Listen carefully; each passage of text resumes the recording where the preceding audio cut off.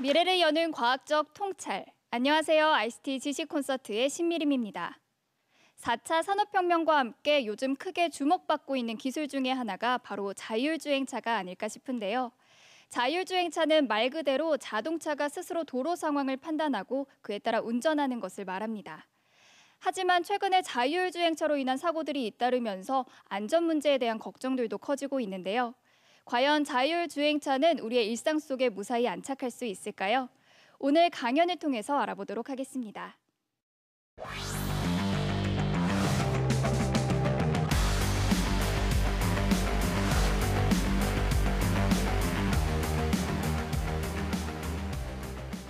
자율주행 자동차가 인간보다 운전을 잘할 수 있다고 믿으세요?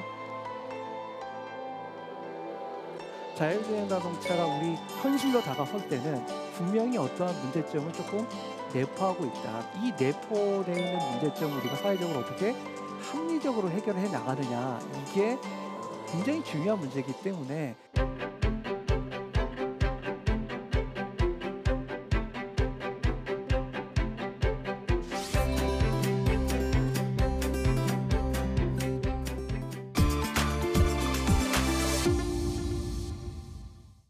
자, 그러면 4차 산업혁명이 뭐냐? 어렵습니다, 사실. 그래서 그거를 전반 부분에 잠깐 여러분들한테 정리를 한번 해보려고 좀 하는데요. 우리가 많이 4차 산업혁명 하면은 많이 나오는 게 AI죠. 근데 AI의 핵심은 뭐냐면은 굉장히 스마트하게 합리적인 판단을 해서 결과를 알려준다는 겁니다. 자, 그런데 AI가 잘 작동되게 하려면 어떻게 되냐면요. 얘를 학습을 시켜야 됩니다. 그래서 이 데이터가 굉장히 많이 필요하기 때문에 AI가 잘 작동되려면은 따라오는 게 뭐냐면 데이터가 많아야 되죠. 그래서 빅데이터라는 얘기를 많이 들어보셨을 겁니다. 자, 그럼 빅데이터가 많으면 얘를 어떻게 해야죠? 어디다가 담아놔야겠죠. 그 빅데이터를 담는 기술이 뭐냐면 클라우드라고 하는 겁니다. 자, 그래서 지금 제가 계속 얘기하는 거는 기술과 기술 관계를 좀 연결지으려고 하는데요. 그러면 이 빅데이터를 생성을 해야 되잖아요. 자동으로 생성해야지 우리가 다니면서 할 수는 없으니까. 그래서 이 빅데이터를 자동으로 생성시키는 게 사물 인터넷 IoT라는 기술입니다. 지금 계속 연결이 되시죠? 자, 그 다음에 어떻게 되냐면 데이터가 굉장히 많으니까 데이터를 전송하는 기술이 있어야겠죠. 그릇에다 전달을 해야 되니까. 그래서 데이터를 빠르게 전송하는 기술이 뭐냐면 지금 얘기하는 5G, 우리 들어보셨겠지만 이런 5G라는 기술이 데이터를 굉장히 빠르게 대용량의 데이터를 딜리버리하는 기술입니다. 전달하는 기술. 지금 보시면 다 이게 지금 기술들이 각계가 아니라 연결돼 있다라는 거 생각이 드시죠? 마지막에 뭐가 있어야 될까요? 이 데이터를 보호하는 기술이 있어야겠죠. 이 데이터를 보호하는 기술이 뭐냐면 블록체인이라고 하는 겁니다.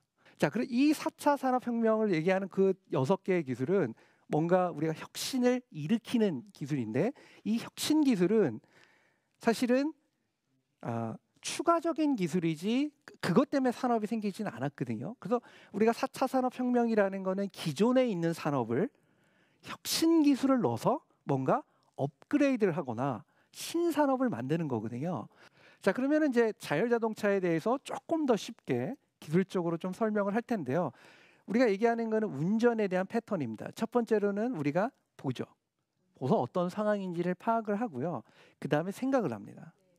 그 다음에 결국은 우리가 팔과 다리를 이용해서 조작을 하죠. 그래서 굉장히 심플하게 표현을 했지만 이렇게 3단계로 이루어졌습니다. 그러면 자율자동차는 이 3가지를 기계가 할 수 있게 또는 머신이 할 수 있게 해야겠죠. 자, 그래서 첫 번째는 우리가 본다라는 거는 센서라는 걸 이용해서 하는 겁니다. 대표적으로 우리가 눈으로 보는 거는 비전 센서라는 걸 이용해서 많이 하겠죠. 앞에 그림에서 보는 것 같은 게 센서인데요. 그 안에 보시면 뭔가 칩 같은 것도 좀 들어있죠. 그래서 단순하게 우리가 센서도 있지만 그 센서에서 들어온 값을 처리하는 과정도 포함되어 있습니다. 그 다음에 우리가 생각한다라는 것 자체가 우리 알고리즘이라고 얘기를 하는 거고요. 그 다음에 이거를 하드웨어적으로 계산해 주는 게 프로세서라는 겁니다. 자, 그 다음에 우리가 조작하다라는 건요. 우리가 이미 겪었는데 요즘에 이제 차를 사시면은 스마트 크루즈 컨트롤이라고 해서 앞차와 거리를 유지해 주는 것도 있고요. 그 다음에 뭐 레인 체인지를 이렇게 해주는 것도 있고, 그래서 다양한 시스템들이 지금 개발되고 있지 않습니까? 상용화돼 있고, 그 이런 것들은 이미 사실은 자동차 회사 또는 부품 회사들이 이미 굉장히 잘하고 있는 부분입니다. 사실 핵심 기술이죠. 자, 그러면은 자율주행이라는 기술은 아까 보셨지만 제가 6개라는 혁신 기술이 모두 다 필요하겠죠. 그래서 아까 말씀드린 이 혁신 기술은 따로따로가 아니라 연결돼 있습니다. 자, 그러면 자율주행 자동차라는 거를 조금 더 요즘 딥러닝 때문에 딥이라는 표현이 굉장히 유행인데, 지금까지 얘기했던 거에 한 단계 더 딥하게 본다면 혁신 기술은 이미 말씀을 드렸고요. 그 다음에 어떤 게 있어야 되냐면 우리가 법규나 제도나 이런 것들이 있어야 됩니다. 그래서 그거에 대해서 제가 총체적으로 안전이라고 부르는 거고, 그 안전에는 법 규제, 인증, 아까 말씀드렸듯이 국민과의 사회적 수용성, 그 다음에 사고라는 게 나면은 책임을 나눠야겠죠. 그 다음에 책임 소재, 그 다음에 우리가 자율자동차를 10대만 할 게 아니라 100만 대, 1000만 대까지 갈 거니까 확장성까지 고려해서 이게 점점점 많아질 텐데 이거를 어떻게 담을 거냐 하는 그런 확장성까지 고려하는 분야를 저희가 총체적으로 안전이라는 표현을 썼고요. 그렇기 때문에 우리가 이 자율자동차가 우리 일상생활로 들어오기 위해서는 당연히 혁신이라는 게 꼭 있어야겠지만 이 안전이라는 거와 균형추를 맞추지 못한다 그러면은 산업으로 성공하기에는 조금 더 어려워지겠죠. 우리가 그러면은 경쟁력을 갖기 위해서는 뭘 해야 된다고 했죠? 실질적으로 우리가 돈을 벌기 위해서는 뭘 살펴봐야죠? 메가 트렌드를 살펴봐야 됩니다. 메가 트렌드에 의해서 그 제품을 구매하기 때문에 그렇죠. 그렇기 때문에 혁신과 안전이 다 마련돼 있다고 하지만 내가 돈을 벌기 위해서는 어떻게 소비자들이 구매를 하는지 트렌드를 살펴봐야겠죠. 자, 그래서 첫 번째 트렌드가 아까 초연결이라는 말은 자동차에서는 커넥티드라는 말로 씁니다. 그래서 커넥티드 서비스, 커넥티드 모빌리티 이런 말을 쓰는데 결국은 우리가 차량에서 생성되는 데이터를 이용을 해서 서비스를 창출하는 겁니다. 자, 그 다음에 두 번째는 플랫폼입니다. 마찬가지로 기존의 플레이어들이 자동차 회사들이 갖고 있던 플랫폼이 있는데 새로운 기술에 대한 거를 플랫폼을 집어넣으려고 하는 거겠죠. 아까 얘기했지만 새롭게 진입하는 플레이어와 기존의 플레이어와의 굉장히 그 경쟁이 되겠습니다. 그 다음에 세 번째 공유. 많이 나오겠지만 카쉐어링이라는 말도 많이 들어보셨죠? 그래서 우버라는 회사도 많이 들어보셨고, 그래서 이런 공유라는 개념이 젊은이들한테 굉장히 문화로서 다가서기 때문에 우리가 프라핏도 있지만 문화를 이용을 해서 돈을 버는 경우는 많은데 그 중에 하나가 친환경, 그렇죠? 그 다음에 차를 공유함으로써 좀 더 지속 가능한 사회를 만들자는 어떤 문화적인 측면에서 굉장히 와닿는 거죠. 지금 보시는 거 알지만 동그라미가 굉장히 많은데 이거를 한 기업이 다 할 수 없다. 자, 그렇기 때문에 개방형 협력이라는 어떤 철학이 들어오지 않고서는 이거를 완성해낼 수 없다라는 게 지금 현재 흐름이 되겠습니다. 자, 그러면 우리가 메가 트렌드 잠깐 한번 사회적 메가 트렌드 한번 볼 텐데요. 우선은 이동성의 평등인데 이 이동성의 평등은 크게 두 가지 관점이 있습니다. 첫 번째로는 노인 운전자인데요. 뭐 우리 다 아시겠지만은 우리나라도 고령 사회로 급격하게 진입하고 있다라는 거는 다 아실 내용이고요. 그 얘기는 곧 우리도 곧 다 노령 운전자가 될 거고요. 그런데 아까 교통사고가 준다고는 했는데 유일하게 65세 이상의 노인 운전자들의 교통사고는 늘고 있습니다. 그러면 사실은 어떻게 돼야 되죠? 늘고 있으니까. 그럼 우리가 규제로 생각한다면 운전을 못하게 해야겠죠. 어떻게 그에 동의하세요? 그 65세부터 저희가 앞으로는 100세 시대라고 하는데 35년간을 운전 안 하면서 살아야 되면 얼마나 불편하고 얼마나 불평등한 사회라고 느끼실 수도 있지 않습니까? 자, 그래서 그런 어떤 이동성의 평등을 무엇으로 극복해야 될까요? 기술의 도움으로 극복하면 되겠죠. 그렇죠? 그래서 그런 것들을 한번 생각해 볼 수 있고요. 그 다음에 두 번째로는 우리가 인터넷 세대라고 하는데 보통 18세에서 한 32세, 뭐 20대, 30대가 되는데 20대, 30대의 패턴을 보면 어떠냐면은 이동을 잘 안 합니다. 운전을 잘 안 합니다. 그 다음에 스마트폰 세대이기 때문에 어떻게 할까요? 쇼핑을 다 뭘로 할까요? 스마트폰으로 다 온라인으로 합니다. 자, 그렇기 때문에 뭐가 늘어날까요? 물류가 어마어마하게 늘어납니다. 배달이요. 그래서 사실은 사람이 다니는 거는 점점 줄어들지만 생활의 패턴이 다 스마트폰으로 주문을 하기 때문에 다니는 트럭이나 이 배송에 대한 물류에 대한 증가량이 어마어마하게 급속도로 늘고 있기 때문에 이 문제를 굉장히 어떻게 해결해야 될까가 상당히 큰 문제고요. 그래서 대기업이 됐든 스타트업 컴퍼니가 새로운 이런 자율주행이나 이런 것들을 어느 분야에 적용하겠다고 많이 얘기할까요? 우리 회사가 가치 있다고 얘기하려면 물류 문제를 풀 수 있다라고 많이 나오는 겁니다. 그래서 사실은 최근에 나오는 기사들을 보시면 잘 모르는 회사더라도 자율주행에 어떤 걸 했다라고 보시면 맥주를 날랐다, 화장품을 날랐다, 뭐 이런 형태로 또는 음식을 배달했다, 이런 식으로 물류에 관련된 걸 할 수 있다라고 서비스를 계속 홍보하는 이유가 이런 이유로 보시면 되겠습니다. 즉 우리가 사회적 메가 트렌드를 잘 이해하면 신산업이 어떻게 나올 건지에 대해서 예측을 할 수가 있는 거겠죠. 자, 그 다음에 우리가 생각하는 거는요, 우리가 우버, 공유도 얘기했지만 궁극적으로 그 다음 단계의 신산업이 뭐냐면 모빌리티 온 디맨드라는 건 뭐냐면 내가 필요할 때만 차를 호출해서 쓰겠다는 겁니다. 자, 이런 시대가 온다면 뭐가 필요가 없을까요? 우선 주차장이 필요 없죠. 그러니까 우리가 지금 도시를 설계할 때 어떻게 하냐면은 차를 보관하기 위해서 우선은 주차장을 깊게 파죠. 그 다음에 차가 다닐 수 있는 길을 설계하고 좀 이렇게 하고 있는데 아파트도 마찬가지고요. 그렇지만 내가 필요할 때마다 미리 예약만 하면 내 앞에 딱 차가 서 있어요.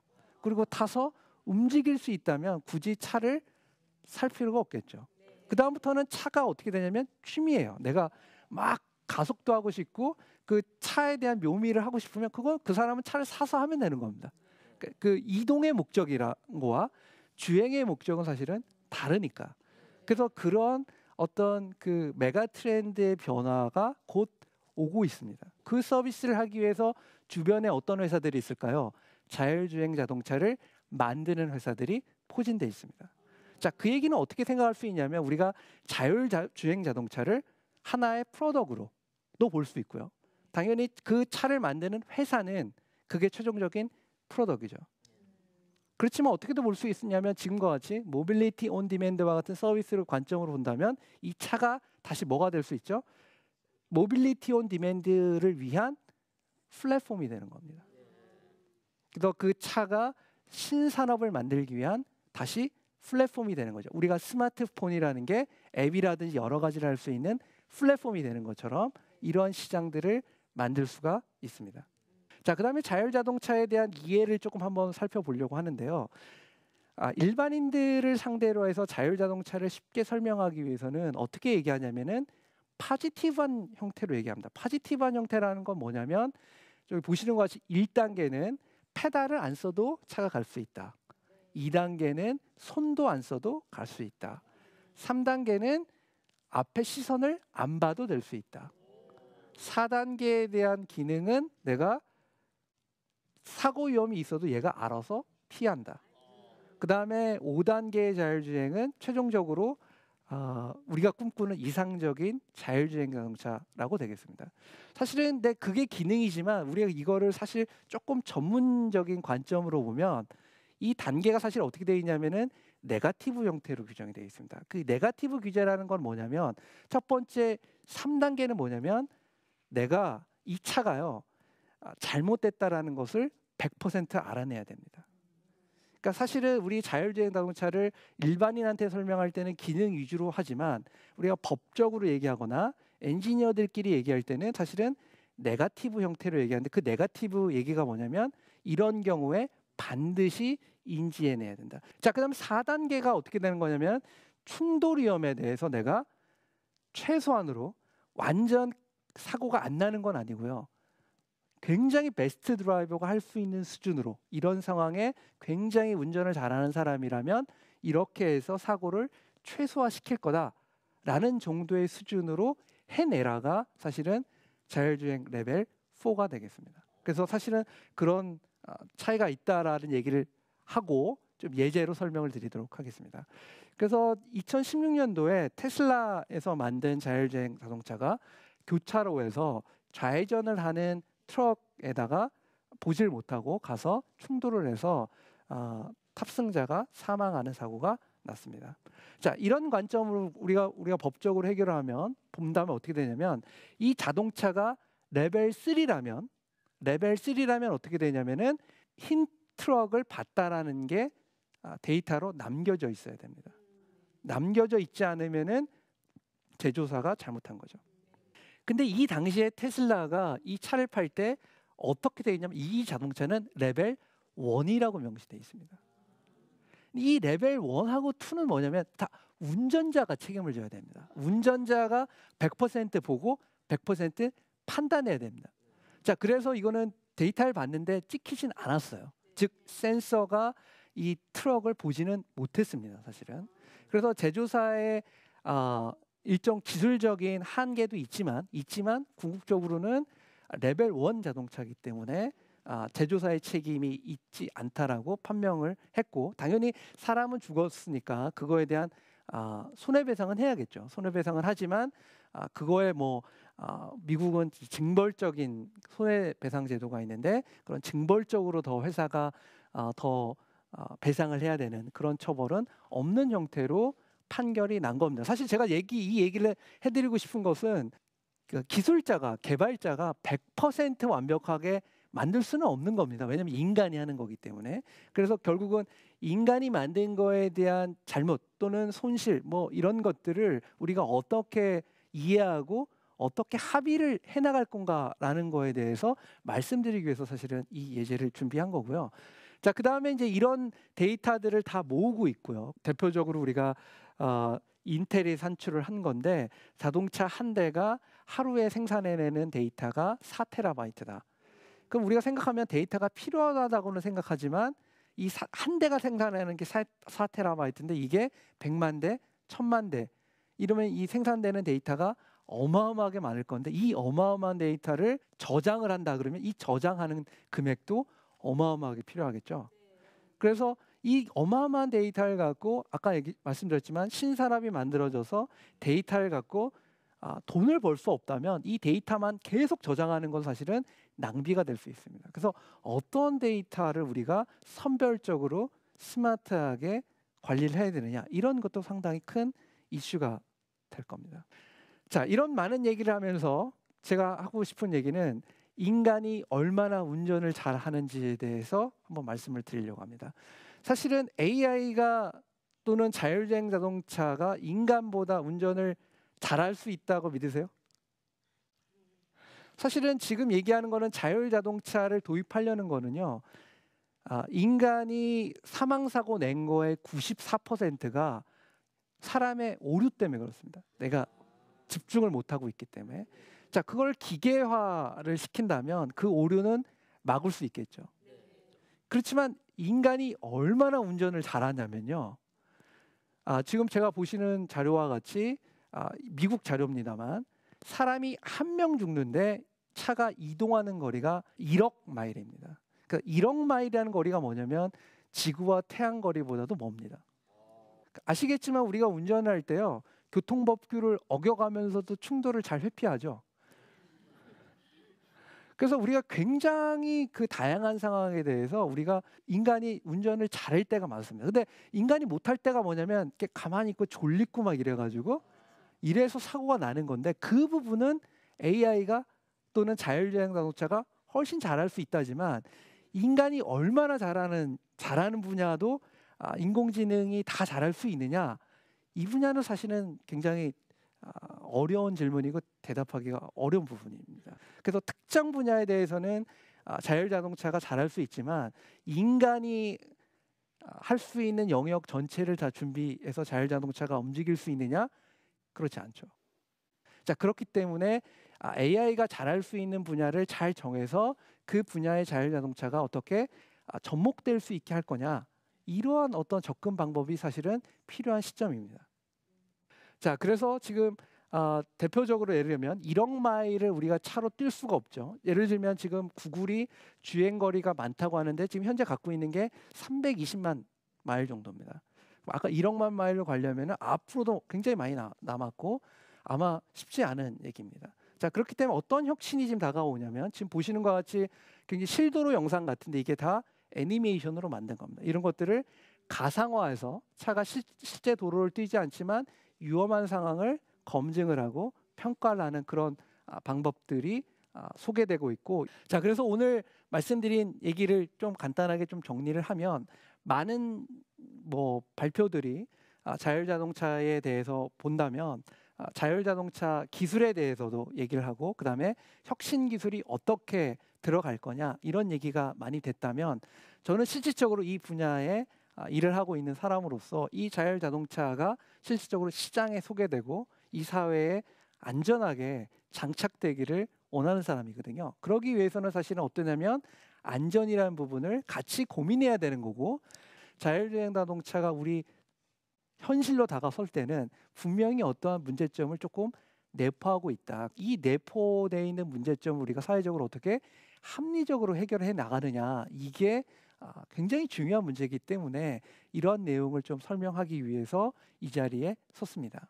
자, 마지막으로 자율주행 자동차는 우리가 자율자동차 자체로서의 의미도 있지만 이것이 도구로서 확대될 수가 있다라는 말씀을 좀 드리고 싶습니다. 그래서 자율주행 자동차도 있지만 이것이 스마트 모빌리티, 스마트 그리드, 스마트 시티 이런 것들로 확장될 수 있는 도구이다, 이런 말씀을 드리면서 저희가 자율자동차가 갖는 의미, 그다음에 자율자동차 시대가 왔을 때 우리가 이해하고 그다음에 포용을 어떻게 해야 될 것인가, 이런 얘기를 하면서 이 발표를 마치도록 하겠습니다. 네, 감사합니다.